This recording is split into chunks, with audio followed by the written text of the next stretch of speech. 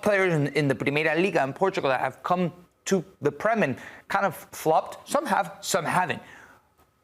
But none have been as good as this guy in the Portuguese top flight. So everything you're saying, I see it. The physicality, the recognition of the spaces, playing in between the lines, dropping back, combining. His passing is really good. His finishing is really good. He has so many tools in his back pocket.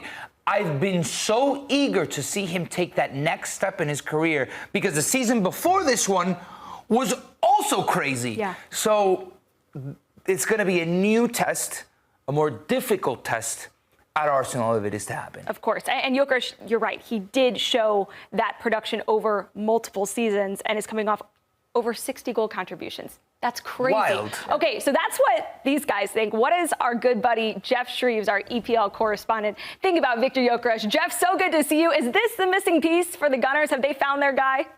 No, Ali, that is the $64 million question, isn't it? Well, actually, to be more accurate, the $75 million question. Is he the man? Is he the answer to all of their problems? Well, as you just said there, listening to Lahoud's excellent analysis and also Nico endorsing him as well, you've got to say he's of the pedigree. He's got the ability, he's got the goals, he's got the physicality. So he should be able to hit the ground running. And Arsenal have gone all out for him. You know, there's been some toing and froing on the deal, both sides kind of stamping their feet a little bit. But this deal is going to be done. I can't believe it won't be done. They want him to take him to Spain. They're training camp ahead of their trip to Singapore, where they're playing a tournament there. But look, he's got all the attributes, Ali. He's got everything about him. I think one of the questions about him, strangely enough, were it was almost a little bit of, I don't know, embarrassment is the wrong word, but you know, don't forget, he was at Brighton and they let him go. They didn't see anything. He went. He passed through Brighton, absolutely zero effect. They passed up the opportunity to make a star of him. And when you look at the players that Brighton have sold and the incredible fees that they've generated, that put a question mark. The fact he went to Coventry City and he was playing in the Championship and he left there for just £23 million, a lot of clubs are saying, well, hang on, how can he be worth, because there was talk about him last summer, how can he be worth 100 million just one season later? So it's almost like a bit of, amongst the scouting departments of the Premier League clubs, well, have we got this wrong? You know, he was at Coventry City and nobody came in for him, so why now? But he's proven it with his goals, as you said, that incredible return, absolutely extraordinary, his numbers.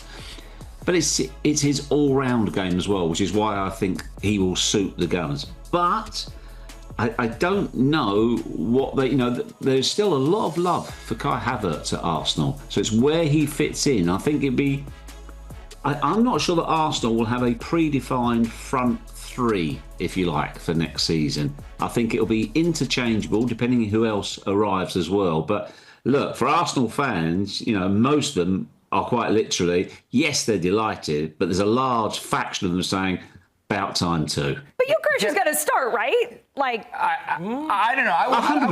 I would imagine if you're paying that kind of money for a striker, he's going to start. Jeff, this feels like he can go one of two ways only, right?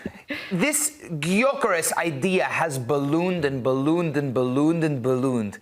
He's either going to flop, be like a Darwin Núñez case where he killed it in Portugal and then goes to the Prem and is unable to adapt and perform to the level that's expected of him, especially for the price tag, or he keeps on showing the worth and the balloon just keeps on growing and it never bursts.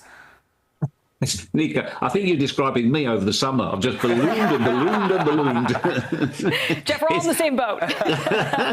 Yeah, look, first of all, when I say, of course he will start, but it's who will play left, who will play right. I think, you know, and he can drift out wide as well himself. And there'll be certain times in certain games, maybe Kai Havertz comes on and for different reasons is the more focal point. So what I'm saying is I don't think it is set in stone for every second of every game that Arsenal play.